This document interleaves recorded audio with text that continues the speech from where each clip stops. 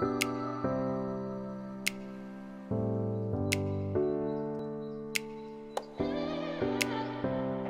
tout le monde, bienvenue pour un Facebook Live tout à fait spécial. Aujourd'hui, j'ai des invités, deux belles invitées. J'ai Marianne et Élodie. Je vais les laisser se présenter à vous. Mais si vous avez des enfants autour de vous et que vous avez envie qu'ils participent avec nous au Facebook Live, bien, dites-leur de venir vous s'asseoir avec vous et de nous poser leurs questions. Alors, bonjour les filles, ça va bien? Oui. Oui, dans un premier temps, je vous dis un gros merci d'être venus aujourd'hui puis de vous lancer à faire l'expérience avec moi. On s'est parlé un petit peu avant de faire le Facebook Live, question de briser la glace et tout ça. Vous allez voir, c'est des filles hyper intéressantes. Alors, je commence avec Marianne. Marianne, est-ce que tu peux nous dire, là, ton prénom, je l'ai dit, mais quelle année tu es puis quel âge que tu as? J'ai 9 ans. Je suis née en 2009. Oui. Ouais. C'est correct. Puis en quelle année tu es à l'école? 3 ans. Troisième année? Troisième année. Troisième année. Ben non, c'est pas grave. Regarde, c'est la télé qui fait ça. C'est la télé. Fait que Marianne, tu es en troisième année puis tu as 9 ans. Ouais. C'est bon. Merci Marianne. Et toi? Je m'appelle Élodie. Élodie. J'ai 10 ans. Je suis née en 2008, puis je suis en 5e année. Puis tu es en 5e année. Ouais. Cool, c'est bon ça. Alors, cet après-midi, je réponds aux questions des enfants. On a fait un Facebook Live il y a quelques semaines et on parlait des enfants et j'ai répondu à quelques questions des enfants qui nous suivaient sur Facebook Live. Puis vous savez, comme ça, j'avais lancé l'invitation à des gens, à des enfants. J'avais dit, on va se faire un Facebook Live. Je vais recevoir des enfants en direct ici à mon centre de développement personnel. Puis Élodie et Marianne ont répondu à l'invitation. Alors, on commence sans plus tarder avec les questions que ces jeunes filles-là ont. Puis je vais vous dire, entre autres, Élodie était préparée. Puis Marianne, elle nous a raconté des histoires tantôt. Puis elle avait des questions, mais j'ai dit, Marianne, attends, je vais répondre pendant le Facebook Live.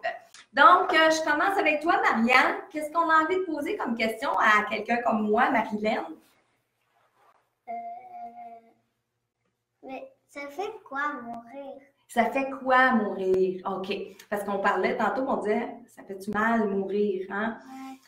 Je vais te dire, ça dépend des personnes. OK? En tant que tel, mourir, non, ça fait pas mal. OK? Quand l'âme quitte le corps physique, là, puis c'est ça la mort, parce que mourir, c'est le corps physique qui reste ici, puis c'est l'âme qui s'en va dans une autre dimension. Ça fait pas mal. Mais c'est la façon dont on décède des fois qui est hors de notre contrôle. Parce qu'on peut mourir, par exemple, en traversant la rue, en se faisant frapper par une voiture. Est-ce que ça fait mal? Oui, ça fait mal de se faire frapper par une voiture. Des fois, il y a des gens qui vont décéder d'une longue maladie, comme le cancer, par exemple. Donc, quand on meurt du cancer, bien, avant de mourir, le corps physique a mal. Il a mal dépendamment où on a la maladie puis où on a le cancer. Alors, est-ce que ça fait mal mourir? Je te répondrai non, parce que c'est vrai, ça fait pas mal mourir. Mais ce qu'il y a avant de mourir, ce que le corps physique va subir avant de mourir, ça, par exemple, oui, ça se peut que ça fasse mal à certaines personnes.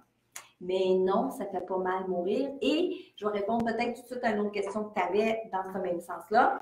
Ça ne fait pas peur de mourir. Parce que ça ne devrait pas faire peur de mourir. Parce que oui, il y a quelque chose de l'autre côté. Oui, il y a des personnes qui nous attendent de l'autre côté. Alors, on n'est pas toutes seules. Ça répond-tu à ta question? Oui. Good, c'est bon. Élodie. Je vais poser ma première Vas-y avec ta question. première question. Pourquoi quand j'étais petite, je croyais que tout ce que je voyais était irréel? Exact. Puis on en a parlé un petit peu avant, parce qu'on a passé au travers des questions un peu avant qu'on commence le live. Qu'est-ce qui se passait à ce moment-là? C'est que, Élodie, il y a une partie de ton âme qui était encore de l'autre côté, parce que tu arrivais de l'autre côté. C'est un peu comme si tu déménageais. OK? Si, mettons, là, aujourd'hui, à l'âge que tu as, Tu déménages, tu t'en vas dans une autre ville. Rendu dans cette autre ville-là, tu vas te faire des nouvelles amies, tu vas être dans une nouvelle école. Puis là, on va te demander où est-ce que tu étais avant, puis tout ça. Et là, tu vas dire, ah ben j'étais dans une autre ville, puis tu vas te rappeler. Mais plus tu vas avancer dans cette nouvelle école-là, avec ces nouvelles amies-là, plus tu vas oublier ton ancienne école, plus tu vas en oublier tes anciennes amies. Alors, toi et Marianne, et même moi quand j'étais petite, et tout le monde quand on était petit, quand on s'incarne sur le plan terrestre, il y a une partie de nous qui se souvient d'où on vient, puis il y a une partie de nous qui apprend à vivre ici sur le plan terrestre. Puis dans ce temps-là, quand on est des enfants, bien, on a de la misère à faire la différence. Fait que toi, Élodie, il y a des choses que tu voyais quand tu étais petite, que c'était comme voir papa puis maman. Tu les voyais pareil comme papa puis maman, ils étaient aussi réels. Mais les grands te disaient souvent, mais non, c'est pas là, mais non, je le vois pas. Alors toi, tu disais, ben c'est pas réel, c'est-tu parce que je les vois pas et tout ça? Alors, ce qui se passait, c'est ça. C'est que ton âme, elle avait des souvenirs d'une autre vie et elle avait souvenir d'où elle venait, puis elle était capable de voir ce qu'il y avait dans un monde parallèle. Alors que tranquillement, ton âme est en train de s'incarner, puis à ce moment-là, ben, tu te dis, ben, ça se peut pas. Ça a-tu de l'allure, ma réponse? Oui. Elle a dit, ça a du bon sens? Good.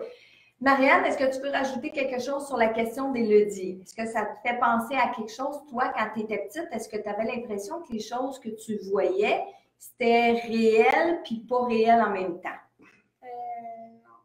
Non. Non? Toi, est-ce que quand tu étais petite, tu les voyais comme il faut? Tes amis, les amis imaginaires et tout ça? Oui, je le voyais. Puis est-ce que tu te posais la question à savoir si tu vrai ou c'est pas vrai? Ben, pas non nécessairement parce que moi, c'était plus, j'y vois, fait qu'ils sont réels. Tes voix, ils sont réels. C'est ça. Tandis que toi, elle a dit, quand tu les voyais, tu n'étais pas certaine s'ils étaient réels ou pas. OK, c'est bon ça. Good. Est-ce qu'on y va sur une autre question? Roxane. Pourquoi je veux t'appeler Roxane depuis tantôt? C'est Marianne. Marianne, qu'est-ce que tu avais d'autre comme question? Ou de quoi d'autre tu aurais envie qu'on parle? Là? Les choses qui font peur dans ta chambre.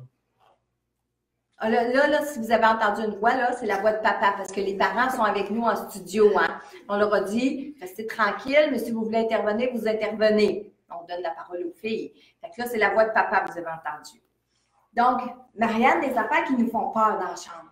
Et là, je pense qu'on va être d'accord, les filles, parce qu'on a vécu des affaires hein, dans notre chambre à coucher. Puis, papa à Marianne, tantôt, demandait pourquoi plus dans les chambres des enfants. On va tous répondre à ça. Puis, vous autres, là, si vous êtes en direct, là, vous avez le droit de poser des questions. Michel, il va me les lire après. Si vous avez des questions pour Élodie, si vous avez des questions pour Marianne aussi, vous pouvez les poser. Michel va tout nous lire ça tout à l'heure. Alors, qu'est-ce qui nous fait peur? Je vais commencer par vous poser la question à Marianne et Élodie. Marianne, qu'est-ce qui te fait peur, toi, dans ta chambre à coucher? Ben, les lumières.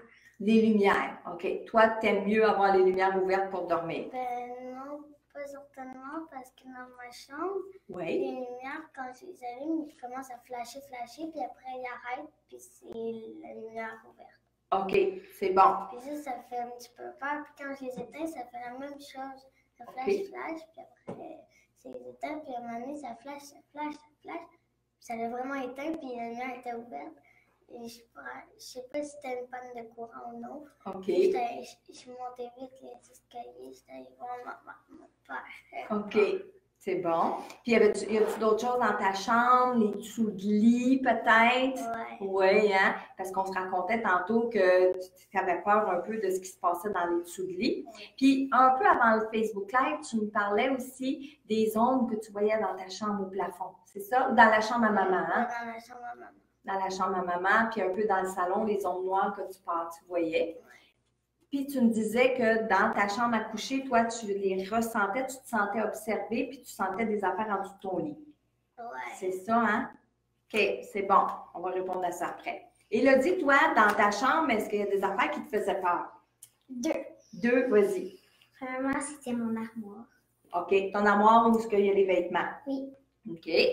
Parce que si elle était entrouverte ou ouverte, je pouvais pas dormir. OK. Ça me faisait peur, puis je sais pas trop mettre des mots sur ça, mais Oui. j'avais peur, puis il fallait que je la ferme ou il fallait que je vérifie. OK, c'est bon. Ouais. Puis l'autre chose, L'autre chose, c'est sous mon lit. sous ton lit. Ouais. OK.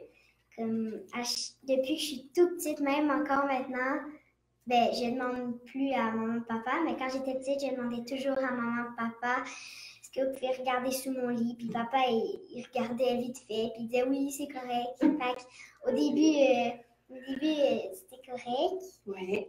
Puis après, je me sentais plus rassurée, puis j'avais peur, je stressais.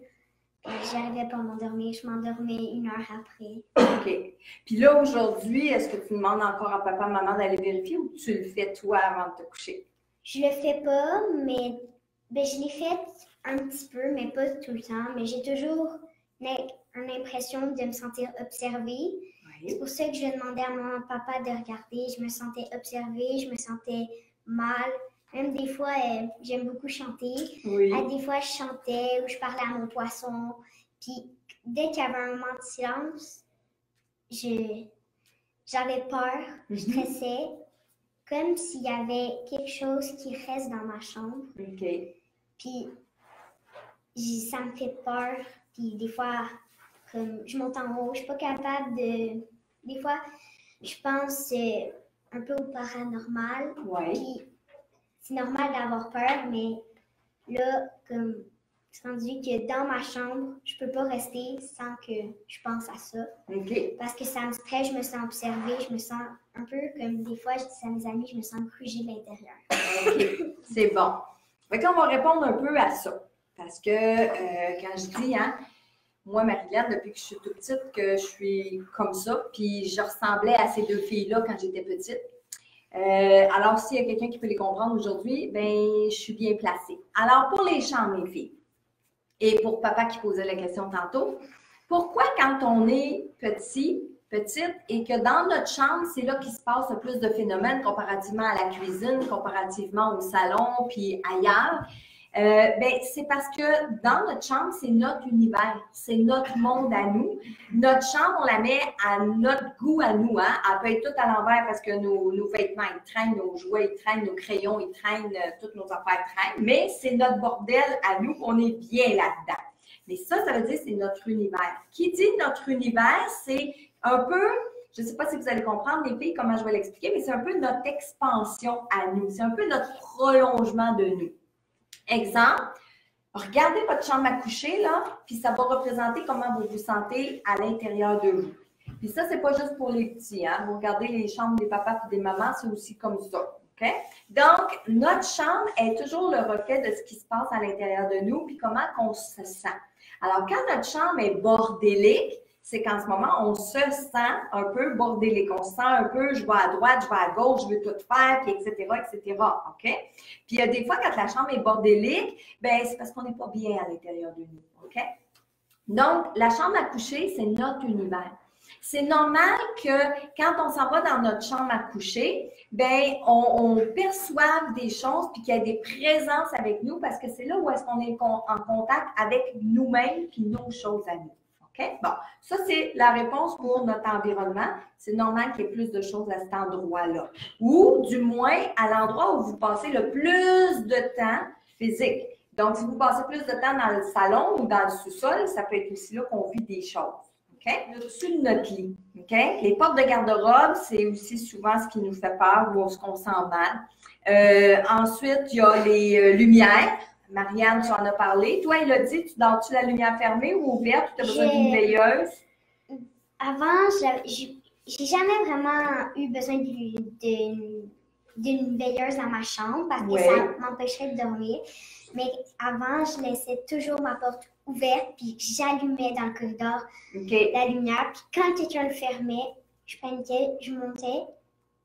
Je disais c'est qui? Des fois, il disait ben, c'est personne.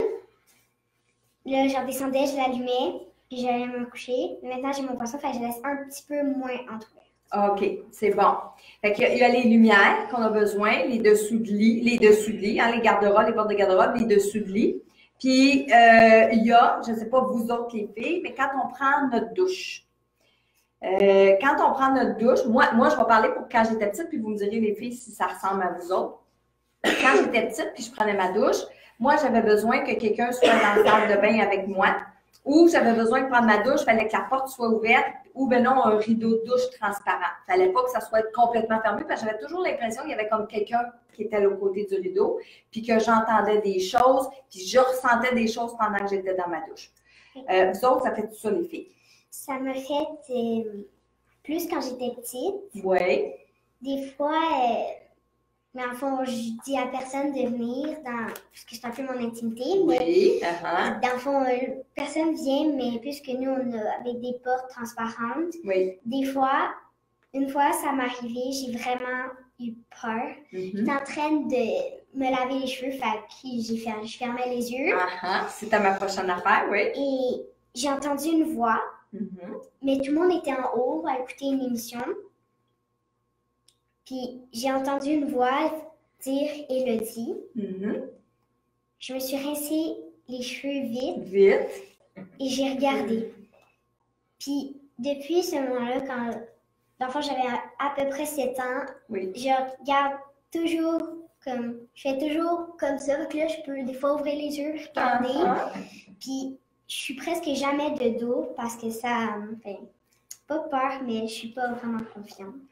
Oui. Je ris là, mais je vais t'expliquer après pourquoi je ris. Non, c'est bon. Toi, Marianne? Ben moi, c'est plus quand je vais aux toilettes. Oui.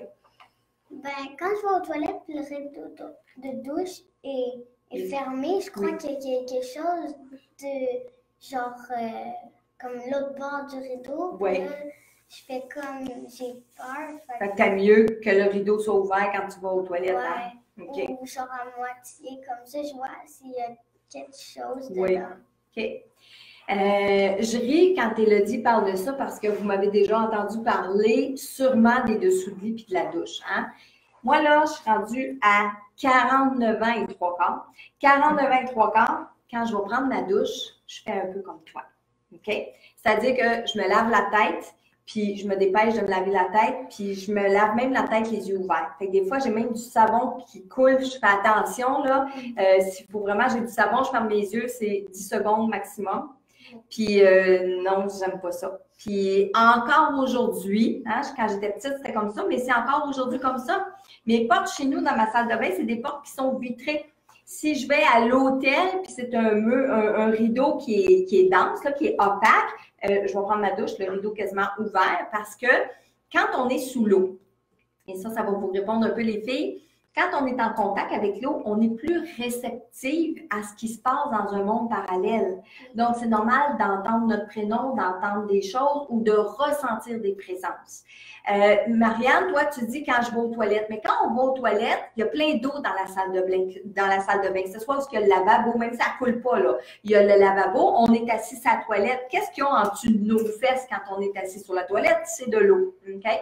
Alors, dès qu'on est près de l'eau, dès qu'on est en contact avec de l'eau, quand on a des capacités, quand on est plus sensible, on va ressentir les choses. Alors, quand on est dans la salle de bain, si vous avez des enfants ou si vous, les enfants, vous m'écoutez parler, vous pouvez confirmer avec vos parents, là, qu'est-ce que je suis en train de dire, que quand on va prendre notre douche, des fois, ça nous fait un peu peur. On n'aime pas ça, avoir de l'eau dans nos yeux. On n'aime pas ça, être de dos à certaines situations parce qu'on a, regarde, je suis pareil. Puis je suis grande, là. Je suis grande et j'ai encore ce sentiment-là. Aujourd'hui, j'ai pas peur parce que je comprends. Mais ne pas avoir peur ne veut pas dire qu'on ne ressent plus. Alors, je le ressens encore. Puis maintenant, quand je parle aux défunts, quand je parle aux esprits, ils viennent me voir dans ma douche. Puis, ce qu'il faut que vous compreniez, les filles, c'est que les esprits ou les défunts, ils n'ont pas d'yeux physiques. Fait qu'ils ne nous voient pas tout nus dans notre douche. Hein? Ils ne voient pas ce qu'on est en train de faire nécessairement. Eux, ce qu'ils voient, c'est notre lumière autour de nous. Puis, les esprits voient qu'on est réceptifs. Parce qu'on est en contact avec eux, on est plus réceptif. Donc, là, ils veulent nous parler. Parce qu'ils disent, bon, là, elle va m'entendre. Et souvent, c'est ça qu'ils veulent. Alors, ça se peut des fois qu'on a de la visite dans notre douche. Mais il ne faut pas avoir peur. Puis, on peut leur dire, hey, là, c'est ma douche, je vais être tranquille, laissez-moi tranquille, puis vous viendrez me parler plus tard. Et ça, on peut leur dire ça. Moi, Marilyn, je suis grande, puis c'est ça que je fais aujourd'hui. Okay? L'autre aspect, on parlait des dessous de lit. OK? Quand j'étais petite, c'était pareil. Je montais me coucher, j'avais peur parce que ma chambre, moi, était au 2e étage. Fait que là, mon père disait, Mimi, c'est le temps d'aller coucher. Là, je voulais pas aller me coucher. Je savais qu'est-ce qui m'attendait dans ma chambre. J'avais peur. Mais j'avais plus peur de mon père. OK? Mon père était très sévère. Fait que je montais dans ma chambre et là, j'arrivais dans ma chambre et là, je sautais dans mon lit. Je fermais la lumière et je sautais dans mon lit. Je fais toujours ça, même ici. Oui. C'est comme s'il y avait une présence sous... Quand j'étais petite, à place de dire « Oh, il y a un esprit par-ci », oui. Je disais « Il y a un monstre ». Fait que je me disais toujours « Si il m'attrape, oui. Ben, j'ai peur ». Là, c'était quand j'étais toute petite. Fait que là, maintenant, je me dis plus ça, mais j'ai toujours peur. Fait presque, dans le fond, je marche que juste près de mon lit quand j'ai une personne avec moi parce que je me sens plus... En sécurité. Oui. Fait, mais quand je suis toute seule, je saute même encore. J'ai peur de m'approcher proche de mon lit. OK. Toi, Roxane, est-ce que tu sautes dans ton lit ou tu marches jusqu'à ton lit? Marianne. Marianne. Pour moi, là, tu devais taper Roxane dans une autre vie. Fait que c'est correct. Reprends-moi quand je t'appelle Roxane. Okay. Marianne. Est-ce que toi, tu sautes dans ton lit ou tu marches dans ton lit? Ben, je marche dans mon lit parce que ma mère va me porter souvent, mais quand elle ne va pas me porter, oui. Ben, mettons, elle va me porter, puis là, je reste seule. Oui. Ben, des fois, quand j'étais petite, elle n'allait pas me porter, fait que là, moi, j'allais en courant, puis là, j'allais sur mon lit. Oui. Puis là, je chantais quelque chose en dessous de mon lit. Oui. Puis là, je disais, laissez-moi tranquille, c'est ma place. Wow! C'est moi qui décide, allez-vous-en, puis après, je me sentais mieux. Parce que maman m'avait appris à faire ça. Là, vous écoutez, là, hein, qu'est-ce que Marianne a dit. Puis c'est hyper important parce que c'est ça qu'il faut faire. Quand vous vous en allez dans votre chambre à coucher, là, puis que vous avez comme l'impression qu'il y a peut-être quelque chose en dessous de votre lit, là, vous faites exactement ce que Marianne vient de dire. Vous dites, hey, c'est ma place, c'est ma chambre, c'est mon espace. OK? Je peux pas vous expliquer, ni à vous à la maison, ni à vous les filles, je peux pas vous expliquer pourquoi il y a ça en dessous de ce lit-là. C'est-tu parce que c'est de l'espace vide, puis nous, comment on est sensible, on a l'impression que les esprits sont dans des espaces vides. Je peux pas vous dire à 100%. Ce que je peux vous dire, c'est que quand j'étais petite, puis je suis devenue une adolescente, j'ai dit à ma mère, moi, je veux plus de lit, je veux mon matelas par terre. Donc, ma mère, comme j'étais à l'adolescence, elle a dit, ben c'est correct, c'est ta chambre, si tu veux plus. Fait que j'ai enlevé mon lit, j'ai mis mon matelas à terre. Fait que ce qui faisait que ça ne me dérangeait pas d'aller me coucher, il n'y avait plus de dessous de lit. OK? C'est juste. Exact. Puis quand là, j'ai grandi, je suis devenue une adulte, j'ai jamais eu de lit avec un dessous de lit. J'avais des boîtes où j'avais mon matelas à terre. Il y a des fois, là, j'avais 30 ans, puis mon matelas dans ma chambre était à terre. J'aimais ça, j'avais mon sommier, merci. Mon sommier plus le matelas dessus et j'avais pas de dessous de lit. Et ça doit faire peut-être 5-6 ans que je me suis acheté un lit avec un dessous de lit. J'ai dit que j'avais quel âge tantôt? 83 ans? Non. J'ai compris ça! 30 et quelque chose. Là, j'étais Marianne. 49. OK? C'est 3/4 qui l'a mélangé. C'est ça, c'est 3/4. J'ai 49 ans, 3/4. OK? C'est ça qui a mélangé. J'ai 49 ans. Bien, ça fait 5 ans que j'ai un lit avec un dessous de lit. Puis Michel, mon mari, est ici avec nous autres, puis il va vous le confirmer. J'éteins ma lumière de chambre. Je saute dans mon lit. J'ai 49 ans. OK? Ça sera pas très crédible, là, mais c'est pas grave.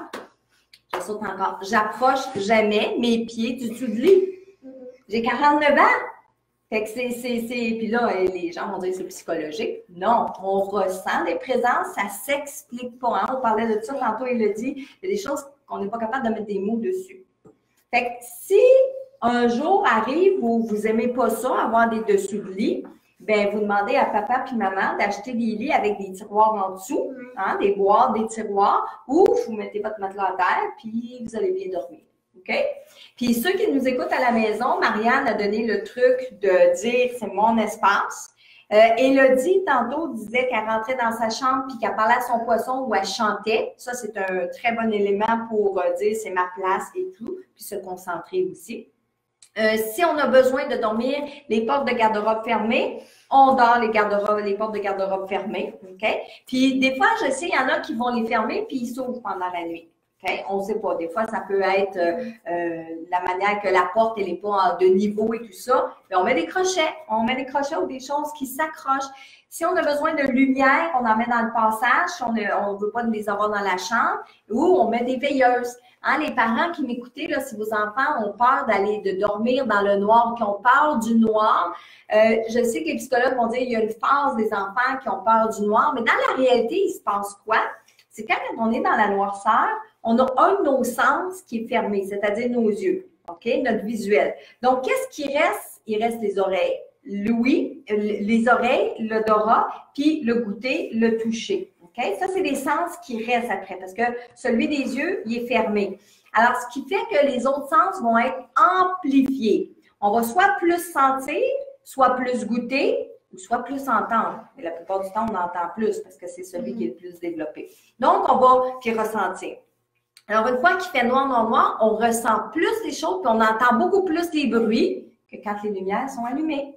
Alors, ça veut dire que c'est pas qu'on est nécessairement moins sensible quand toutes les lumières sont allumées, mais au moins, notre imagination, elle part pas. Parce qu'on des fois, on va ressentir des choses. Hein? Tantôt, c'est Élodie qui disait que c'était des monstres qui étaient en dessous de son lit parce qu'on sait pas comment expliquer que c'est des esprits puis que c'est un peu négatif. Je l'expliquais comme ça. Exactement. Bon, on a fait le tour de la chambre. Ouais, c'est bon? Vas-y, Marianne. Moi, à un moment donné, j'étais dans la chambre de ma mère. Oui. J'étais en train de faire quelque chose, puis là, j'étais face au miroir, puis j'étais en train de faire quelque chose bien cool. Puis là, à un moment donné, parce que les portes grincent. Oui. Puis là, j'avais fermé la porte, j'avais fait clic. Puis après, c'est ouvert tout seul comme ça. Ouais. Hein? J'ai eu peur et j'ai changé de pièce. OK, c'est bon. Parce que des fois, ça peut être, c'est toujours faire attention, hein, comme quand on a vécu l'expérience tantôt de l'Internet qui a comme arrêté, hein, comme ça, tout ça. On a tendance à dire, oh, ben là, on parle des esprits, ça se peut que ce soit eux autres. Mais ça se peut aussi que ce soit dans le monde du physique. C'est pas toujours associé à des esprits, des fantômes et tout ça. OK? Alors, ça se peut qu'il y ait quelqu'un qui était présent avec toi dans la chambre de maman. OK? Puis, ça se peut aussi que ce soit tout simplement la porte qui était mal clenchée ou le niveau qui n'était pas correct ou la vibration. On se dit tout le temps ça, mais ça dépend toujours comment on se sent aussi. Parce que c'est ça qui est le plus important. Parce que moi, quand j'étais petite, je voyais plus. Oui. Puis, ça, c'était ça a commencé un peu plus. Je pouvais un peu plus dire des mots vers l'âge de 5 ans, 6 ans. Oui. Vers 7, 8 ans, je voyais moins, puis je ressentais plus. Oui. Comme, des fois, je le disais à maman, des fois, je ne le disais pas. Comme, des fois, je chantais une mauvaise expression. Oui. Comme, mais je pouvais pas la voir, je la ressentais. Puis, c'était un peu plus ça que voir vers l'âge de 7-8 ans. Oui. Et là, aujourd'hui, est-ce que tu en vois encore des personnes ou des choses, toi? J'en vois plus. Parce que quand j'étais petite, ça vers environ 8 ans ou 7 ans, j'avais une amie imaginaire, si je faisais ça comme ça. Puis j'avais comme peur d'elle. Puis puisque j'avais peur d'elle, je me suis dit, ben, je vais être son amie. Je suis devenue son amie, puis je disais à maman, j'ai peur. Fait qu'elle a dit, tu veux-tu arrêter de les voir? Puis puisque j'étais petite, j'ai dit oui. Puis maintenant, je regrette un petit peu. C'est bon. OK. On va revenir avec les amis imaginaires. Toi, est-ce que, Marianne, est-ce que tu les vois encore, les esprits? Est-ce que tu les vois, les défunts? Est-ce que ça t'arrive de voir des choses encore aujourd'hui?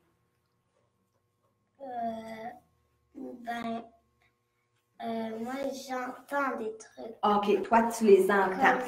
Comme, des fois, dans la nuit, mes parents ils sont couchés parce que quand je me couche, après mes parents ils se couchent. Là, ils sont couchés. Puis là, j'entends comme des trucs qui volent comme seul là-bas. Fait que j'ai peur. J'entends.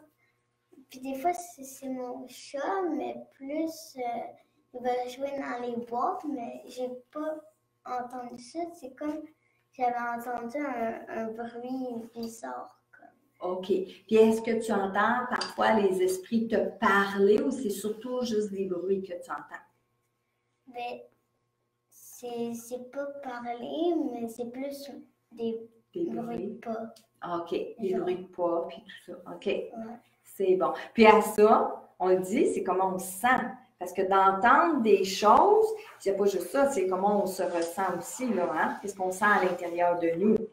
Bon, on va parler des amis imaginaires parce que Marianne et Elodie m'ont raconté tantôt qu'ils avaient eu, quand ils étaient plus petites, des amis imaginaires.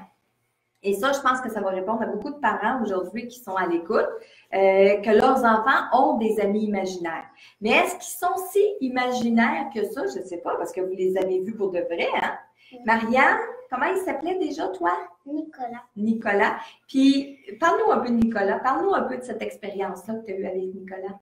Ben, Nicolas, par exemple, il ne voulait pas se montrer à mes parents. Il voulait juste se montrer à moi. Puis, un moment donné, je parlais dans le bain avec Nicolas. Puis là, ma mère est venue. J'ai dit que c'était Nicolas. Puis là, j'ai dit, il est là. Puis là, j'ai dit, ah, il est plus là. Okay. Puis ma mère, elle s'est demandé pourquoi. Elle a refermé la porte. Puis il était réapparu. Il était réapparu. Puis, est-ce que Nicolas t'avait dit, toi, pourquoi il ne voulait pas se montrer à tes parents?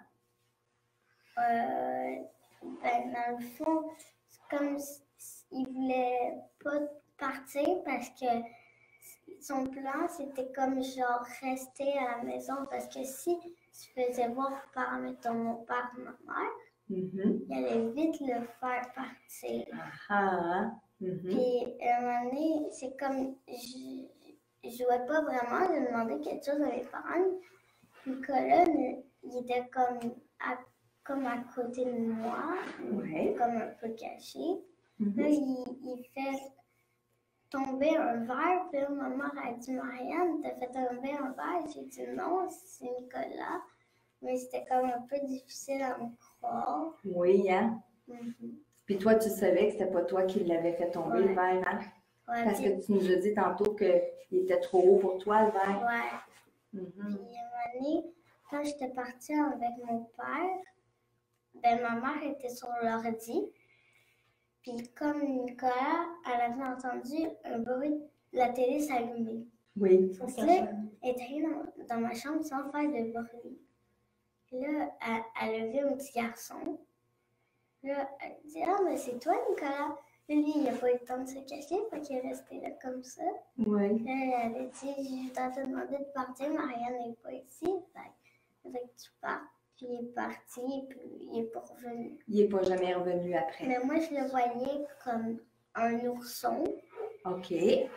Mais c'était un garçon. Genre, mais moi, je le voyais comme si c'était un ourson, comme si c'était plus petit. Ouais. Puis est-ce que tu le trouvais gentil, toi? Ben oui, je le trouvais gentil parce que je jouais à cache-cache avec, je jouais à plein de choses. Mais quand il m'a fait tomber le verre, j'ai dit, Nicolas, là, c'est assez, tu fais pas ça.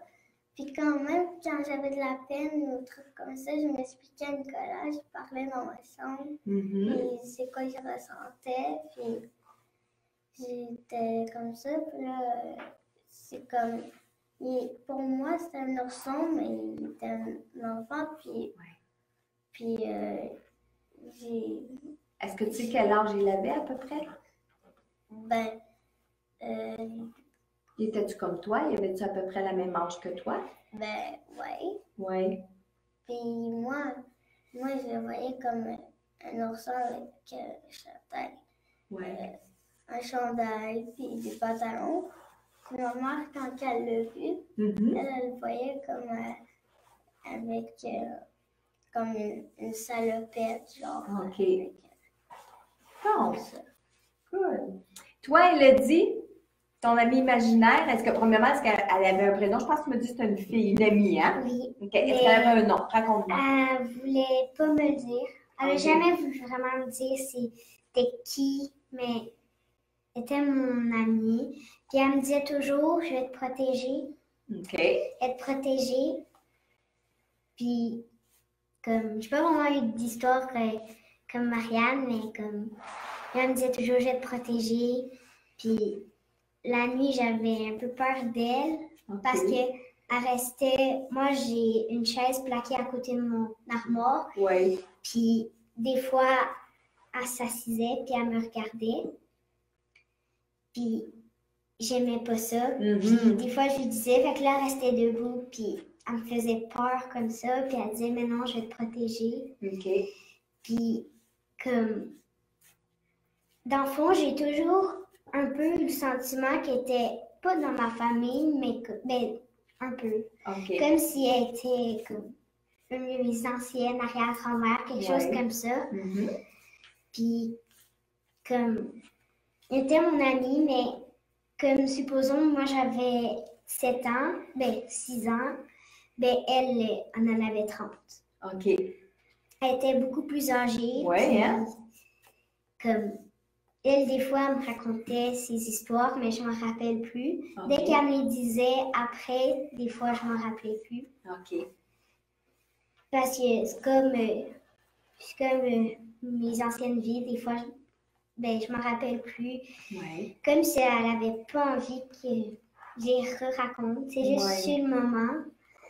Puis ça, des fois, je ne le disais pas parce que j'en disais beaucoup à maman. Puis les autres choses, des fois, comme quand elle me racontait ses histoires, ben après, je ne pouvais pas le dire à maman parce que j'avais oublié. Oui. Mais je savais qu'elle me racontait des histoires. Puis, c'est ça. Puis comme, des fois, j'ai comme un peu sa présence. OK. Tu la ressens encore un peu aujourd'hui, des fois?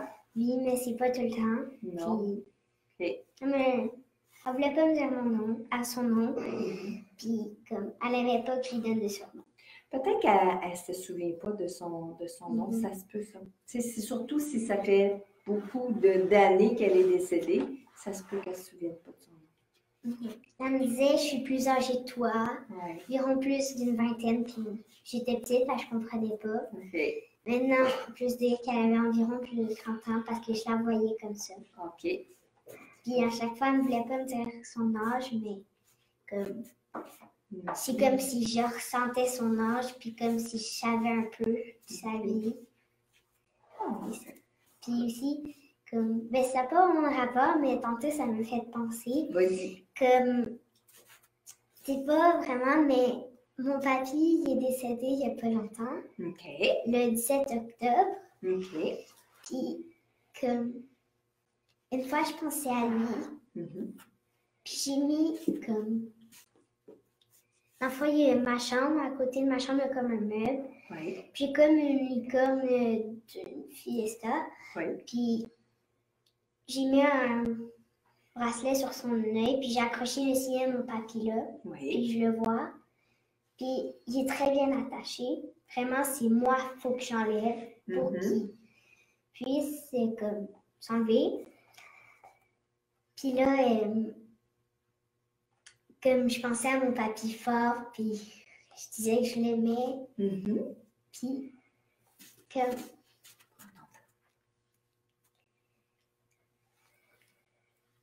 Là, j'imagine qu'il est arrivé quelque chose avec le bracelet. Ben, son signet est tombé. Ah, OK, c'est son signet qui est tombé. Puis là, tu penses que c'est papy qui a fait un signe, hein? Ouais, je suis pas mal sûre que c'est papy qui a dit « Je t'entends quand tu me dis ça. » Les papys, ils font des signes comme ça. Michel, est-ce qu'on a des questions? Parce que tantôt, j'ai dit si vous avez des questions et tout, soit pour moi, Marilyn, ou soit pour Marianne et Elodie. Donc, qu'est-ce que tu as? J'en ai 3 pour toi. Trois pour moi, première question, Sébastien Cloutier qui demande « Ma fille demande ce que l'on voit dans le miroir. Comment faire pour ne pas avoir peur? » Sébastien. Tantôt, Marianne, tu as commencé à parler de miroir. Marianne, tantôt, oui, ça peut faire peur, les miroirs, parce que on dit que les miroirs sont des portes dans l'autre-monde, pour l'autre monde. Des fois, on voit des choses dans les miroirs qu'on ne voit pas dans le monde physique. Comment faire pour ne pas avoir peur? Ben, c'est surtout de leur dire, un peu comme Marianne, elle disait tantôt, c'est chez moi ici, je veux pas que vous soyez là, je veux pas vous voir, c'est une possibilité aussi, mais sachez que les miroirs, c'est un peu comme l'eau, on parlait de l'eau tantôt qui est un conducteur médiumnique, mais on peut voir des choses à travers les miroirs. Okay? Vous autres, les filles, avez-vous déjà vu des choses? Ou vous autres, les miroirs, est-ce que ça vous fait peur un peu ou non, vous êtes correct avec ça? J'ai déjà vu comme une fois, j'étais dans le miroir parce que j'ai un miroir accroché sur la mur de la salle de bain du sol. Oui. Puis, comme j'étais devant, là, je me regardais. Puis, j'ai vu comme un reflet, mais j'ai pas eu le temps de tout voir parce que ça me fait peur. J'ai vu un reflet, j'ai regardé derrière moi. C'était juste un lavabo. Mon lavabo, fallait que j'ai checké, fait comme ça. Et j'ai rien vu, puis j'ai regardé, puis il y avait rien. OK. Toi, Marianne? Mais moi, quand j'étais petite, je m'amusais au miroir, je chantais, je dansais, tout. Oui. Puis là, un moment donné, je vois comme je bouge ce bras-là. Oui. Puis là, ça fait l'autre bras. Je fais, écoutons, je bouge ce bras-là. Ça fait l'autre bras. Puis je fais, Là, mettons, là, après ça, je vois comme des cheveux plus grands que mes cheveux. Okay. Là, je vois comme un genre de truc. Oui. Puis là, je me reviens devant. Je dis, mais qu'est-ce qu'il y a? Là, je croyais que c'était ma mère. Puis là, je fais, OK, OK. Et Sébastien, je vais aussi continuer de répondre à la question parce qu'en écoutant Élodie puis Marianne parler de leurs expériences avec le miroir, je peux aussi aller dans l'expérience de votre fille. Pourquoi ça peut faire peur? Parce que oui, le miroir, c'est une porte sur l'entre-deux-mondes, OK? Un peu comme l'eau, je l'ai expliqué. Mais quand on est devant le miroir, puis ça, là, je peux le confirmer parce que les filles sont en train de me l'expliquer, puis faites-le vous-même, Sébastien, il teste. Des fois, on est devant le miroir, puis on change d'état de conscience. C'est-à-dire que soit qu'on est dans le miroir, on est dans le moment présent, on se regarde vraiment, soit pour se faire la barbe, soit pour se maquiller, soit pour faire ses cheveux. Mais quand on est devant le miroir, un peu comme Marianne, Marianne disait tantôt, elle chantait puis elle s'amusait. Quand on chante, on s'amuse. Quand on se dit qu'on est beau dans le miroir, quand on pense à notre journée et qu'on est devant le miroir, on se met tout de suite dans un état de conscience modifié. Cet état de conscience modifié-là nous permet de percevoir et de voir même ce qui est dans un monde parallèle. Donc, ça veut dire, dans le cas de Marianne, quand elle disait qu'elle était devant le miroir puis qu'elle bougeait son bras gauche puis ses bras droits qui bougeaient, bien, dans la réalité, dans son corps d'énergie, ça peut être quelqu'un d'autre qui est en arrière d'elle, mais ça pouvait être elle-même, mais son double, son âme, mais son âme à l'extérieur du corps physique. OK? Donc, en fait, ça pourrait être aussi plusieurs choses. Mais pourquoi on a peur quand on est devant le miroir? Pourquoi on ressent plus quand on est devant le miroir? C'est que des fois, on part dans un état de conscience modifié. Okay? Et aussi, il voulait savoir comment faire pour ne pas avoir peur. Comment faire pour ne pas avoir peur? S'ancrer, être dans le moment présent, s'entourer d'une lumière blanche, puis allumer les lumières où est-ce qu'il y a le miroir. Donc, si on est dans la salle de bain, on allume les lumières de la salle de bain. Puis, on se concentre sur ce qu'on fait présentement. Ça veut dire que quand on est dans le miroir, on ne cherche pas à regarder en arrière de nous, on ne cherche pas à regarder sur le mur, sur l'armoire, sur qu'est-ce qu'il y a en arrière. Okay? On se concentre sur le moment présent. On s'entoure d'une lumière blanche, puis on demande à notre ange gardien d'être là avec nous. On demande aux présences auxquelles on croit. OK? Donc, exemple, ici, Élodie pourrait demander à son papy. Hein, papy, là, je suis pas bien, là, j'aime pas ça, j'ai peur. Mais elle pourrait demander à son papy qui va venir la réconforter. Donc, ça peut être la même chose pour votre fille, Sébastien, si elle a quelqu'un auquel elle croit, en quel elle a confiance, bien, elle pourrait demander la présence de cette personne-là si papa et maman ne sont pas là. Mais on s'entoure d'une lumière blanche qu'on demande aux anges. OK? Deuxième question, il y a Christelle Saint-Laurent qui demande « Mon fils veut savoir comment faire pour savoir si les amis imaginaires sont de bonnes ou de mauvaises énergies. » Comment on fait pour savoir si les amis imaginaires sont de bonnes ou de mauvaises énergies? Bon, on va en parler, puis on va faire venir Marianne puis Élodie, mais c'est un peu dans leurs propos, c'est un peu dans ce qu'ils vont dégager. et dans ce qu'ils vont faire. Donc, si notre ami imaginaire est là pour nous réconforter quand on a de la peine, comme Marianne elle disait, quand elle a des choses à confier, ben, elle se confiait à Nicolas, puis Nicolas l'écoutait. Si notre ami imaginaire, par exemple, papa, maman viennent de nous chicaner, on s'en va dans notre chambre parce que soit on va bouder, soit on est en pénitence, en réflexion. On rentre dans notre chambre, puis là, on ferme la porte, puis là, on est tout seul avec notre ami imaginaire et que là, notre ami imaginaire nous dit « ça va aller, inquiète-toi pas, c'est papa, il est fatigué » ou papa avait raison de te dire des choses comme ça, sois plus tranquille ». Là, on sait qu'on est avec un bon ami imaginaire parce que notre ami imaginaire nous aide à grandir, nous aide à évoluer, nous aide à faire des belles choses, à répondre des belles choses. Quand on est en présence d'un ami imaginaire qui nous fait faire des mauvais coups, qui parle contre nos parents, « oh oui, ton père est pas fin, hein, ta mère est pas fine », là, on n'est pas avec un bon ami imaginaire. Okay? Donc, c'est toujours dans les propos de l'ami imaginaire qui est hyper important, mais aussi dans ce qu'elle va dégager. Parce qu'elle nous l'a dit tantôt, son ami imaginaire, elle n'était pas très à l'aise avec. Hein? Tu disais tantôt que tu avais un peu peur d'elle. Donc, c'est comment on se sent avec l'ami imaginaire, c'est là. Parce que vous étiez même à cette époque-là assez grande pour savoir si c'était bien ou pas. Oui. Marianne, toi, là, quand Nicolas a fait tomber le verre, tu savais que c'était pas bien, hein? Oui. Donc, tu l'as dit à Nicolas de ne pas faire des affaires comme ça. Alors, si Nicolas avait continué à faire des choses comme ça, bien, ça n'aurait pas été un bon ami imaginaire. Vous êtes d'accord avec moi, les filles? Oui. Comme moi, je la sentais pas méchante, mais elle voulait juste me protéger pour me faire du bien. Mm-hmm. Puis, la fois, j'étais encore petite, puis j'avais pas vraiment un peu conscience, puis confiance aussi. Oui. Puis, à cause de ça, je faisais pas tout à fait confiance. C'est pour ça que j'avais un peu peur. Puis aussi, sinon, je la sentais vraiment pas méchante.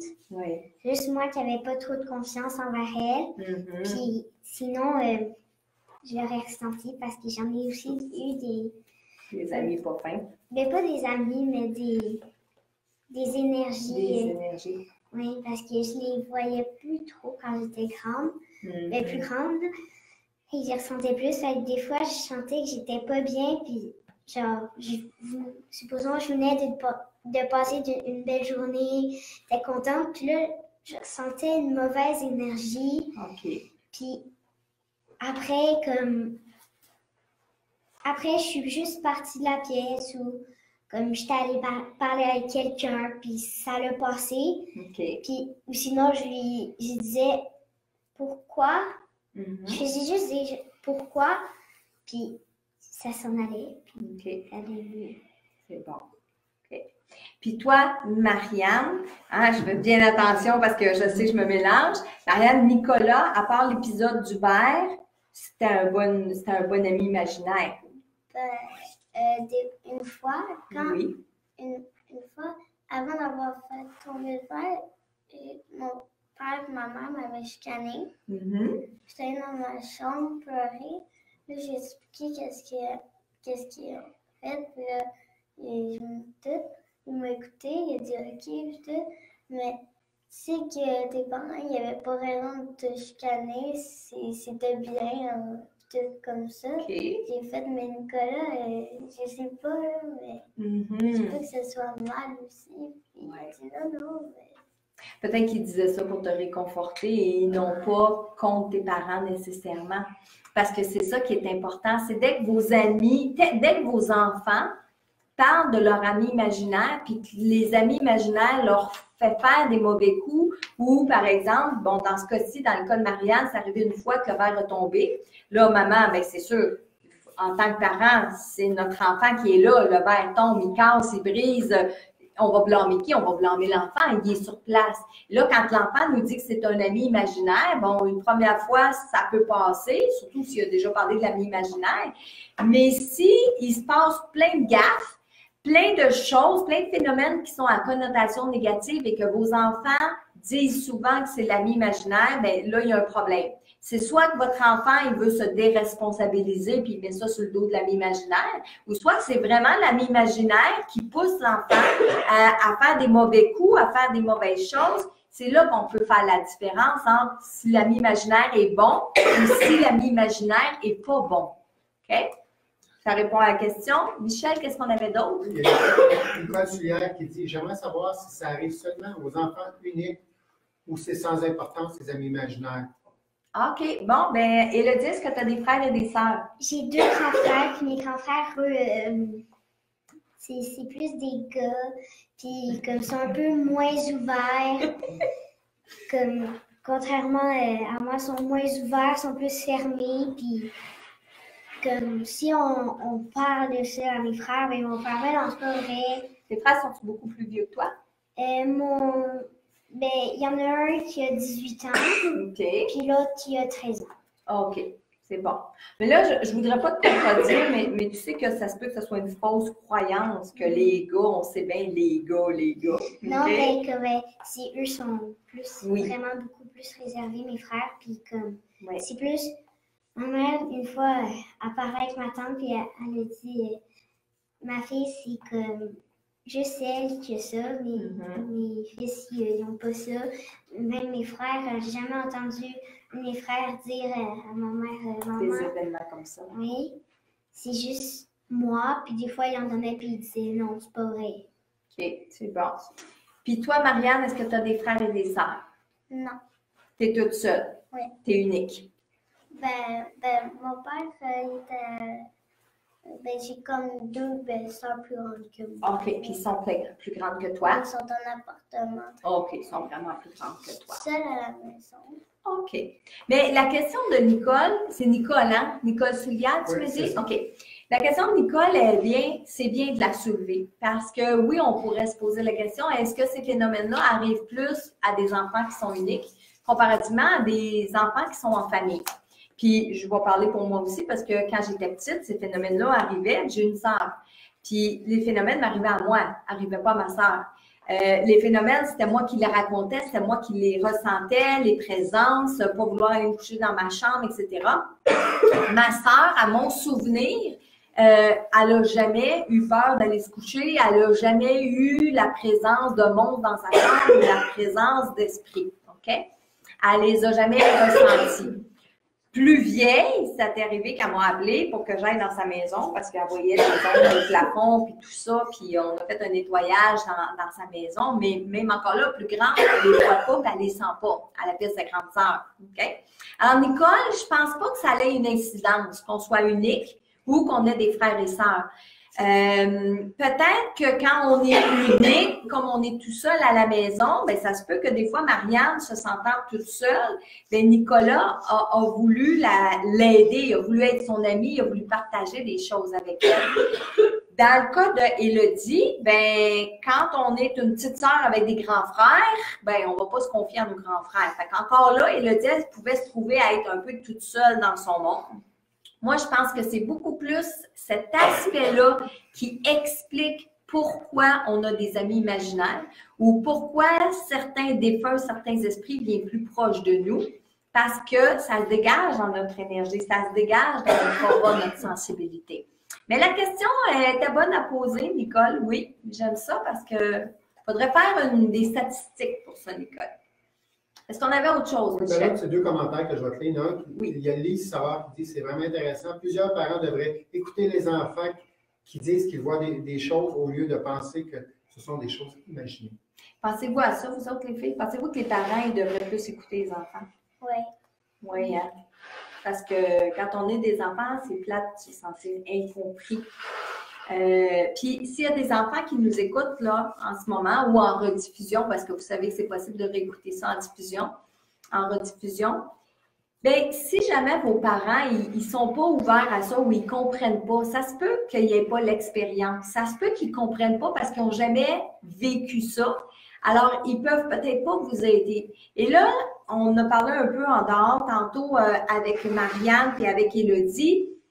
Dans ce temps-là, allez vers des gens qui vont vous croire, que ce soit des amis à l'école avec qui on va échanger, hein, mais soyez sûrs qu'ils ont les mêmes pensées que vous, ou on va vers des grands, que ce soit un professeur, que ce soit une mamie, que ce soit une ma tante, hein, que ce soit un monon, parce qu'on est souvent porté à aller voir les madames, mais on peut aller voir nos oncles aussi, parce que nos oncles sont peut-être ouverts à ces choses-là, nos grands-pères.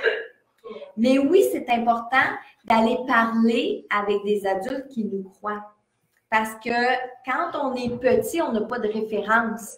Puis on a besoin de ces références-là. Alors, gênez-vous pas pour aller vers des gens qui sont plus ouverts. Puis dites-le à vos parents. Maman, je sais que tu m'aimes beaucoup, mais ce que je vis, tu comprends pas. Fait qu'il faudrait que, par exemple, j'aille parler avec Marilyn, hein, ou que j'aille écouter les vidéos à Marilyn.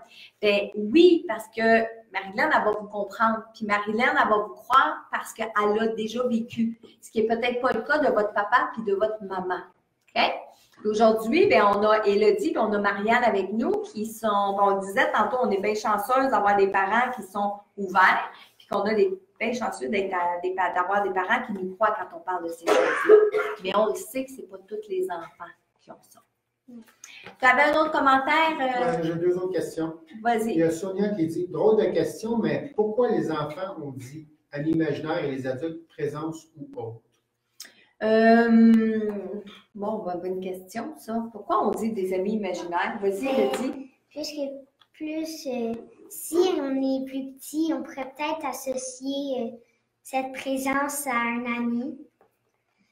Tandis que si on est plus grand, on pourrait un peu plus comprendre, mettre des mots sur ce sujet, puis appeler ça à la place une présence. Hey, wow! Ben, je pense que j'aurais pas pu mieux répondre. Vraiment, là, merveilleux. Mais je pense que tu aurais tout à fait raison. Parce que quand on est plus jeune, on a plus tendance à, quand on est bien avec des personnes, à les traiter comme des amis ou à les percevoir comme des amis. Puis quand on est plus grand, on est capable vraiment, comme tu dis, de dire le mot, de mettre le mot dessus. C'est une présence. Hein? Marianne, tu es de cet avis-là, toi aussi? Oui.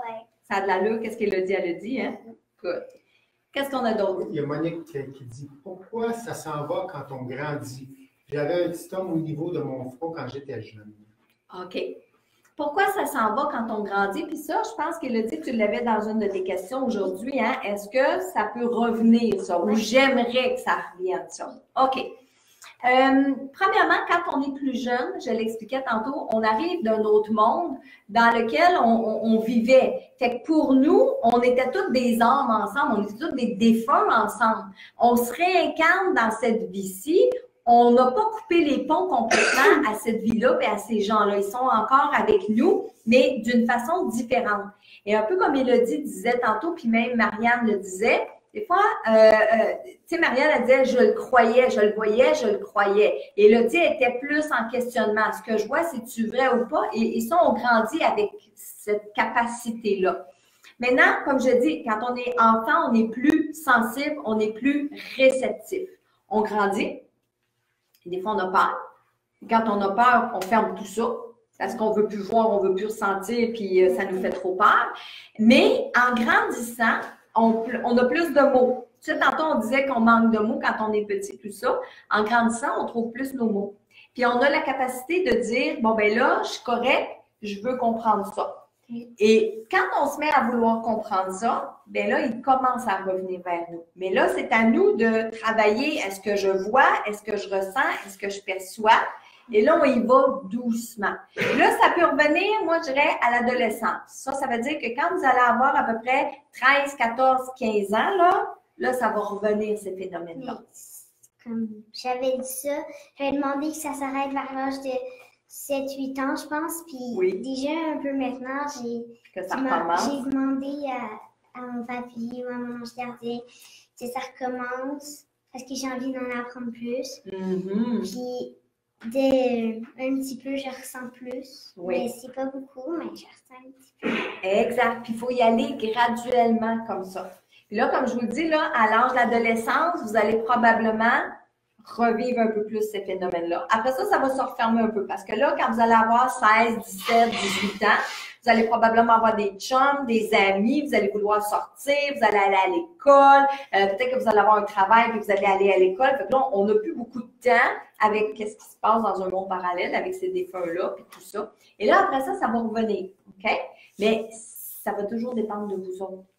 Tout comme les grands qui m'écoutaient aujourd'hui, qui disent « Oui, mais moi, j'aimerais ça que ça revienne, tout ça. » Bien, c'est de la pratique. C'est de le demander, puis c'est de faire de la pratique. Pourquoi? Exact. OK, la prochaine question est un petit peu longue.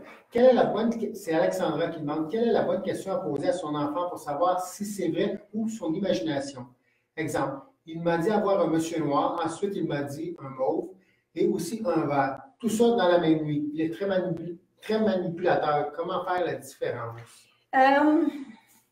Alexandra, c'est une très, très bonne question parce que tantôt, on disait, Élodie, Marianne puis moi, on disait que quand j'étais petite, moi, mon père disait, ou les gens disaient à mes parents, elle fait ça pour attirer l'attention. Ils disaient ça de moi. Puis malheureusement, oui, ça peut exister. Il y a des enfants qui, s'y entendent parler les parents dans la cuisine, puis que les parents parlent de ce sujet-là, puis ont l'air motivés, l'enfant, il n'est pas fou. Il va dire « Oh, maman, elle s'intéresse à ça, fait que je vais lui parler de ça, puis ça va me faire intéressant. » Donc ça, il faut faire attention, c'est vrai à 100%. Surtout, comme vous dites, Alexandra, si dans la vie éveillée, votre garçon est déjà manipulateur, oui, il faut faire attention. Mais, Alexandra, c'est vous qui connaissez votre fils. Ça veut dire que vous le savez, c'est quoi son expression au niveau de son visage quand il raconte une vérité, puis quand il raconte un mensonge. OK? Puis, selon moi, ça peut être flagrant, mais des fois, on n'est peut-être pas objectif. Tantôt, Marianne me racontait l'épisode avec Nicolas, quand elle disait que Nicolas avait fait tomber le verre, puis que c'était pas elle. Vous auriez dû y voir la figure quand elle m'a conté ça. Je l'ai cru tout de suite. Tout de suite, c'était même pas un petit doute dans ma tête de dire qu'elle inventait tout ça. Parce que ça paraissait dans ses yeux, ça paraissait dans son visage. Donc, Alexandra, étudiez votre garçon. Étudiez votre garçon quand il vous raconte que c'est son frère qui a fait tomber la chaise, puis quand vous savez très bien que c'est lui qui l'a fait tomber la chaise. Vous allez voir son visage, comment il s'exprime. La différence, quand il va parler de quelque chose que c'est vraiment pas lui, vous allez voir dans son visage, OK?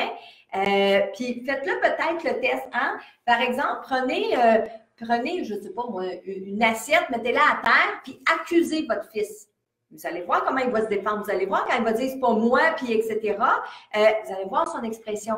Mais la même chose quand il va vous parler du monsieur noir, puis du monsieur mauve, puis du monsieur vert, bien, ça se peut qu'il le voit vraiment. Parce que quand il vous parle du monsieur mauve, du monsieur vert, du monsieur noir, ça, c'est des énergies qu'il voit. Alors, peut-être tantôt l'énergie est dans le vert, tantôt est dans le mauve, tantôt est dans le noir. Alors, peut-être que c'est vrai. Alors, la façon de le savoir, Alexandra, c'est vraiment d'observer votre fils. Puis, oui, de lui poser des questions, mais attention, parce que votre fils pourrait se mettre à inventer des réponses après ce qu'il a vraiment vécu pour garder votre attention, puis se montrer intéressant pour vous. OK? Vous autres, les filles, quand vous racontez là, vos expériences à papa puis maman, là, est-ce que des fois, vous avez comme l'impression qu'on ne vous croit pas? Puis comment vous vous sentez dans ce temps-là? Ben, au début, je ne savais pas c'était qui entre papa et maman.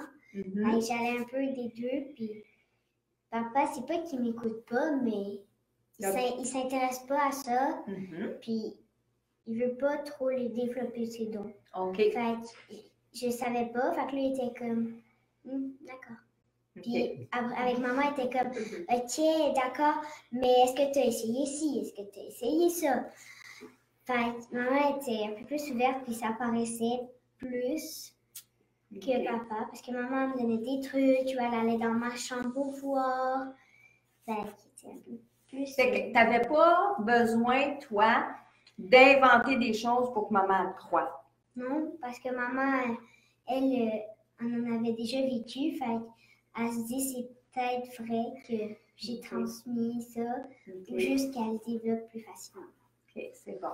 Toi, Marianne, est-ce que ça t'est déjà arrivé de raconter des choses à papa, maman, puis qu'ils ne te croient pas ou ils se demandent si tu comptes des menteries? Maman, elle a toujours été ouverte à moi, mais j'ai jamais posé de questions à mon père parce que je ne savais pas s'il était ouvert à moi parce qu'il était plus à la télé.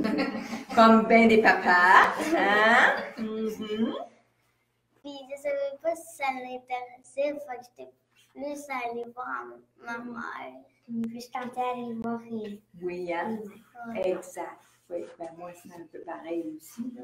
Mon père, lui, ne voulait pas que je parle de ces choses-là quand j'étais petite parce que je pense que ça lui faisait plus peur à lui. Hein? Fait que c'est comme non, vous ne parlez pas de ça. Mais quand j'ai grandi, j'ai compris que c'était parce qu'il avait bien plus peur, comme tu dis, de développer ses dents. Michel, on a-tu une autre? Parce que, OK, parfait. Élodie, je sais que tu avais d'autres questions dans ton petit livre. Vas-y pour une autre question. Ben, vous avez déjà répondu à une. Parfait. Mais je vais aller pour ma deuxième. Vas-y.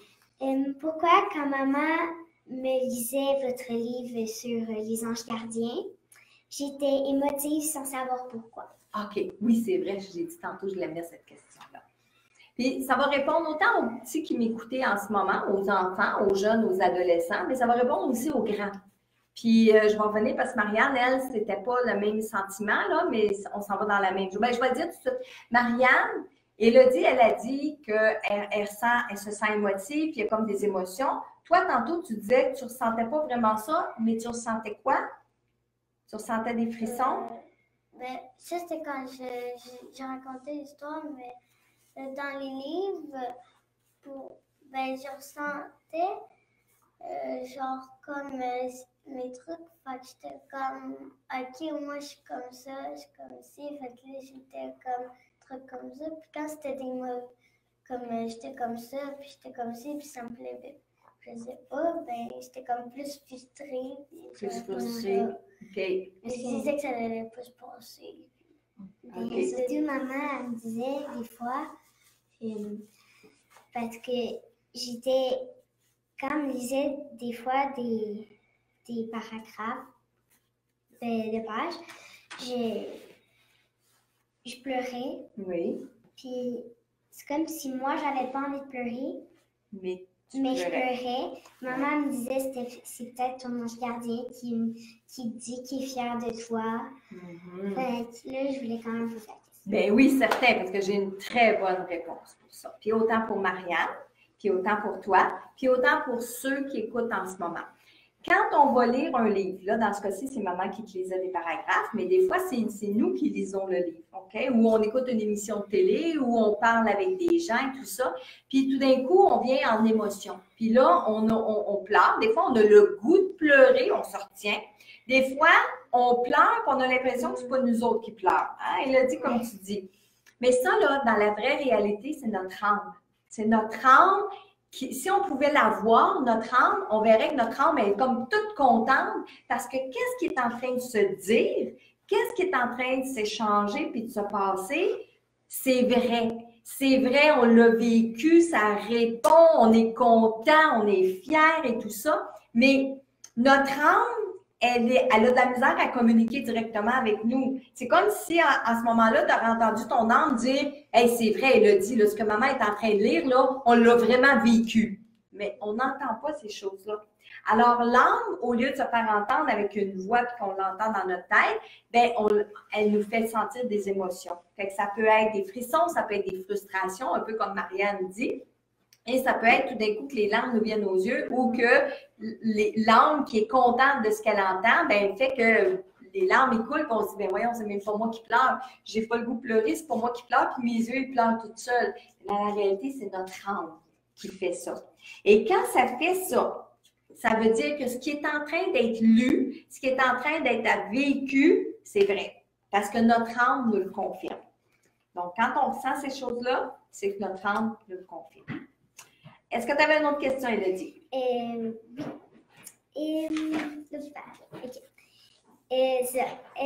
OK. Ma dernière, c'était pourquoi d'autres personnes ne peuvent être ouvertes à ce paranormal? Oh oui, la question des sceptiques. Bien, moi, je dirais, Élodie, pourquoi il y en a qui ne sont pas ouverts au paranormal? Pourquoi il y en a qui ne sont pas ouverts à tout ce qu'on vit, nous autres?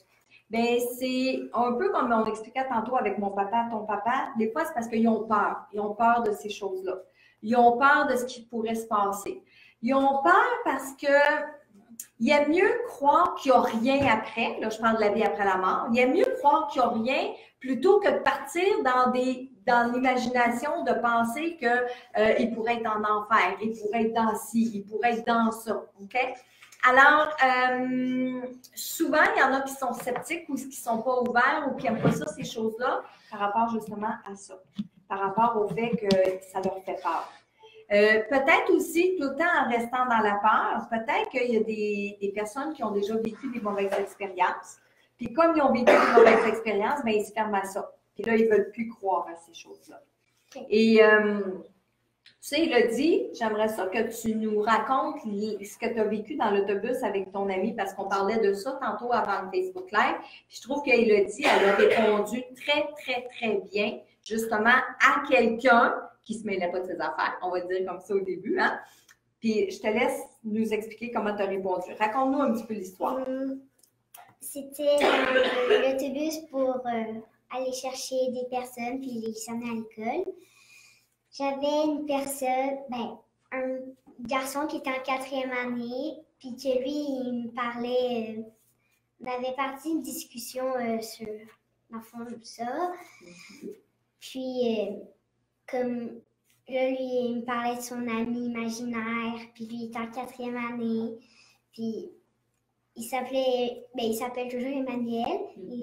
Puis là, il me disait, moi, il y a telle chose qui m'a fait telle. Puis on avait une belle discussion, puis il y avait d'autres personnes qui se rajoutaient, puis qui disaient, oui, moi aussi sous mon lit, moi aussi la lumière, moi aussi.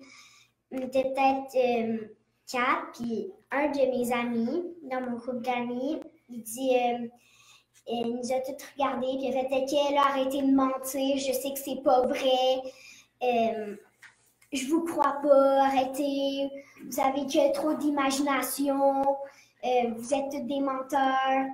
Fait que là, au début, il y avait un petit silence un peu dans notre cercle.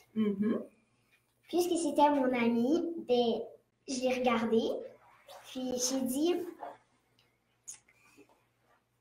t'es pas obligé d'y croire. Nous, on y croit. Même depuis tantôt, on donne des exemples. T'es pas obligé de nous croire, mais si tu nous crois pas, respecte. Respecte parce que moi, je vais te respecter. Puis, j'ai jamais jugé. Fait que j'aimerais ça que tu me respectes. T'es pas obligé de croire. Wow! Wow! Wow! Une réponse? Il a dit, là. Pré-ado. On vous dit enfant, pré-ado, OK? J'aurais pas mieux répondu. Puis c'est ce que je dis, moi, aux grands. C'est ce que je dis à des adultes. Hein? Moi, je crois à ces choses-là. Toi, tu as tes croyances. Je te respecte. Respecte-moi. Parce que c'est difficile, il a dit, d'essayer de convaincre les autres. Moi, Marilyn, je l'ai essayé pendant longtemps. De dire, oui, mais regarde, j'ai vécu tel phénomène, regarde, c'est arrivé, puis regarde. Mais tant que ces gens-là ne le vivent pas, c'est difficile pour eux de nous croire, nous. Aussi, Emmanuel, il était comme, ben oui, tiens, je vais te montrer des preuves. J'ai regardé, je fais, Emmanuel, ça sert à rien. Il l'a pas vécu. Là, il a dit, oui, mais je veux lui montrer. J'ai fait, mais ça sert à rien. Il comprendra pas. C'est ça. Et il ne comprendra pas parce qu'il ne l'a pas vécu. Hein? Ma phrase ici, là. Pour ceux qui croient, aucune explication n'est nécessaire. Pour ceux qui ne croient pas, aucune ne serait suffisante. Si, Élodie, est-ce que tu as déjà mangé du caviar? Oui. OK, bon, on va prendre un autre exemple. Est-ce que tu as déjà mangé du homard? Oui. OK. Qu'est-ce que tu n'as pas mangé maintenant? Qu'est-ce que j'ai pas mangé dans le homard? Jamais, là, non. Qu'est-ce que tu n'as jamais mangé? As-tu déjà mangé du crabe? Non, jamais mangé de crabe. OK, bon. Élodie n'a jamais mangé de crabe. Marianne, as-tu déjà mangé du crabe? Non. Bon, parfait. OK. Maintenant, si je vous dis, les filles, que le crabe, c'est super bon, c'est super bon. Mais vous autres, là, vous ne pouvez pas me dire si c'est bon ou pas. Ben non. Vous n'avez jamais mangé. Mais si vous m'écoutez puis vous dites, oh, mais ça a l'air bon, le crabe, Marilyn, la manière qu'elle dit ça, la recette qu'elle donne, ça a l'air super bon. Je vais peut-être essayer d'y goûter ou, tu sais, bon. Puis c'est la même chose avec les esprits, les défunts ou tout ce qui est paranormal. Quand les gens n'ont jamais vécu de phénomènes paranormaux, c'est difficile pour eux de comprendre et de savoir, tu sais, ils ne savent pas ce que ça goûte. Ils ne savent pas ce que ça goûte, ils ne savent pas comment on se ressent. Alors, il y a des gens qui nous respectent puis qui vont dire, ah ben moi, j'ai jamais vécu ça. Ça se peut que qu'est-ce que tu dis, c'est vrai, mais ça se peut que non aussi. Mais c'est correct, je te respecte parce que je l'ai jamais vécu. Comme tantôt, j'ai donné un exemple. Hors caméra, j'ai dit comme moi, je suis pas catholique. Supposons mon ami, il était catholique. Moi, je suis pas catholique. Tu l'es, je te respecte. Ben, respecte-moi. Exactement. Puis ça, c'est la plus belle des réponses qu'on va donner. Puis je suis contente, Élodie, que tu aies cette réponse-là à donner. Mais on va prendre l'exemple avec Élodie. Même quand on est grand, c'est exactement la même chose à dire. Je le vis, je suis comme ça, respecte-moi, moi je te respecte comme que tu es. Tu as répondu à ta question, Élodie? Oui. Good. Sinon, comme il y a une question qui m'est venue. Vas-y. Pendant que vous parliez tantôt. Est-ce qu'il y a un enfer ou un paradis? Oh, bonne question. Est-ce qu'il y a un enfer ou un paradis? Il y a les deux. OK? Mais il y a les deux dans l'univers de nos croyances, de nos perceptions. Et quand on meurt, ben c'est là qu'on s'en va. Pareil comme ici sur Terre. Tu sais, des fois, tu vas entendre papa, maman, ou tu vas entendre des mononcles, des matantes ou des adultes dire « Ah, oh, ici, c'est le paradis. Je suis allée à Cuba, c'était le paradis. » Et ça veut dire que pour cette personne-là, l'endroit où elle est allée, c'était beau, c'était plus beau que dans son imagination, elle se sentait bien, puis elle a vécu des belles expériences. Et là, tu as papa qui revient du travail, puis qui dit « Aujourd'hui, c'était l'enfer. Ça a été l'enfer au bureau, ça a été l'enfer à la job. » Qu'est-ce que papa veut dire? Veut dire que ça n'a pas bien été, qu'il y avait des gens qui n'étaient pas le fun, qui n'étaient pas drôles, que c'était difficile, que le boss était fatigant, peu importe, OK? Mais quand on va mourir, il y a aussi cet exemple-là qu'on va donner. Le paradis, c'est l'endroit où on va aller parce qu'on croit aux anges, parce qu'on croit à Papy, on a hâte de rejoindre Papy, puis tout ça. On croit aux bonnes choses, on va s'en aller du côté du paradis. Mais ceux qui ne croient pas aux bonnes choses ou ceux qui, dans leur vie terrestre, ont toujours fait des choses négatives, méchantes, comme les voleurs, les agresseurs, les bandits, les criminels, tout ça, bien, eux, quand ils vont arriver de l'autre côté, ça se peut qu'ils vont plus vers l'enfer. Il y a des degrés, il y a des dimensions avant d'arriver à l'enfer, mais qui vont aller plus de ce côté-là parce que sur la terre, ils étaient comme ça. Alors, moi, je vais te répondre, oui, ça existe le paradis, ça existe l'enfer, mais ça existe par les croyances. Si toi, tu es une personne qui, dans ta vie, tu es de bonne humeur, tu es enjouée, tu fais toujours le bien, tu n'iras pas en enfer quand tu vas arriver de l'autre côté. Tu vas aller du côté des anges. Et c'est la même chose pour l'ensemble des personnes quand on va mourir. Ça répond à ta question? Oui. Vas-y. Mais non, vas-y. Après ça, on va aller avec Marianne, si Marianne a une question, mais vas-y. Il y a aussi une autre question qui m'est venue, aussi en parlant, comme il y a beaucoup de personnes qui disent,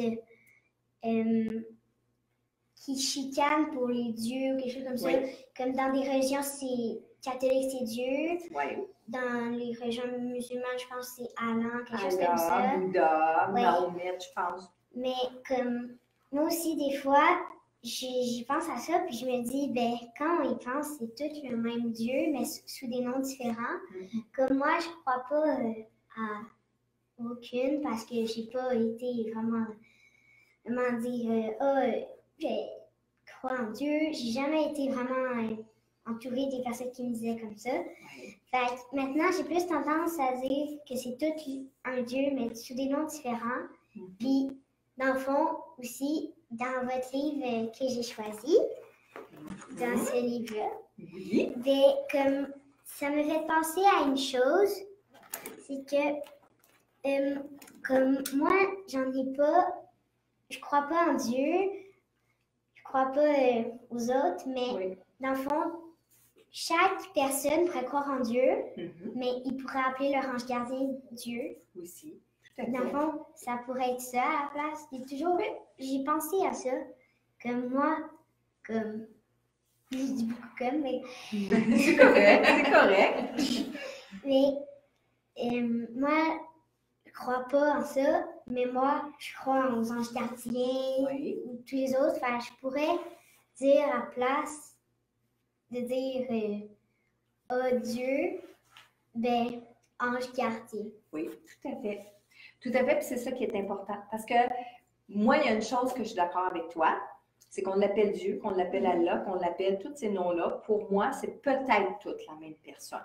Puis en fait, je pense pas que Dieu est une personne. Moi, je pense que Dieu est un univers ou Dieu est une énergie.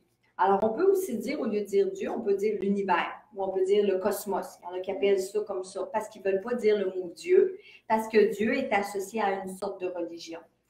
Puis, c'est la même chose dans ce que tu es en train d'expliquer. Si pour toi, ce que tu penses qui est plus fort que toi, plus grand que toi, bien, tu as envie de dire c'est l'ange gardien, bien oui, certainement. Ça serait comme notre ange. Exactement, oui. Tout à fait. C'est ça. Good, c'est bon, Marianne. Elle a dit, tu as des bonnes. Je veux tellement pas dire Roxane, je me retiens tellement. C'est bon, elle a dit, tu as des bonnes questions. Marianne, maintenant. Alors, on est avec de terminer notre live parce que sinon, on serait là jusqu'à à peu près 4-5 heures l'après-midi. Hein? Est-ce que, Marianne, tu avais une dernière question ou une dernière histoire, un dernier quelque chose que tu voulais rajouter? Une dernière histoire. Vas-y. C'était comme. J'étais dans le tour quand on se demandait, je sais pas où. Oui. J'étais dans le tour, puis le père à mon père. Ah oui, tu me l'as conté dans Vas-y, c'est bon. Et il était comme tout le temps proche de moi. Puis, je parlais de ça dans le tour, puis tout. Puis là, mon père, il a dit, mais d'abord, c'est quoi son dessin préféré? J'ai dit, ben c'est facile. De la tarte. Puis là, mon père il a dit OK, on va arrêter ça là parce que je sais pas. Peut-être qu'il avait eu peur. Peut-être qu'il était là avec lui. Exact. Puis là, on a parlé tantôt hors caméra, hein? Quand on a raconté cette histoire-là, ton grand-père il a répondu la tarte aux pommes. Toi, tu as dit à papa la tarte aux pommes. Puis là, papa il est resté comme un peu blanc, figé de la réponse parce que tu ne connaissais pas hein, ce grand-papa-là. Ce grand-papa-là, il est décédé avant. Exactement. Alors ça a comme cloué le bec à papa dans un premier temps. Que là, il a été obligé de te croire parce que tu ne pouvais pas inventer ça. Donc, Puis aussi, il m'avait dit pourquoi il était triste. Parce qu'il avait perdu sa maison, parce qu'il avait déménagé. Puis lui, c'était comme sa maison à lui. Il voulait rester dedans. Il avait perdu sa maison. Il était rendu triste. Oui. Ça, je l'avais dit à un moment. Puis je ne sais pas si papa l'avait entendu. Puis ma mère a dit oui, il se sentait pas bien parce que grand-maman avait vendu la maison. Oui. Exact. Hein? Donc oui, les défunts vont se sentir tristes parfois par rapport à ce que des vivants vont faire. Ceux qui restent ici sur le plan terrestre, ils peuvent encore avoir ces émotions-là. Mais quand ils ont ces émotions-là, ça nous montre aussi qu'ils ne sont pas très évolués de l'autre côté. Bien, ils n'ont pas cheminé assez de l'autre côté. Hein? Bien, merci, Marianne, pour cette belle histoire-là, ces belles anecdotes-là. Hein? C'est donc bien le fun. J'espère que vous avez aimé notre Facebook Live un peu spécial, un peu surprise de cet après-midi. Je veux vous dire un grand merci, les filles, pour votre présence ici. Je suis pas mal fière de vous deux. Pas mal fière parce que, un, vous vous exprimez bien.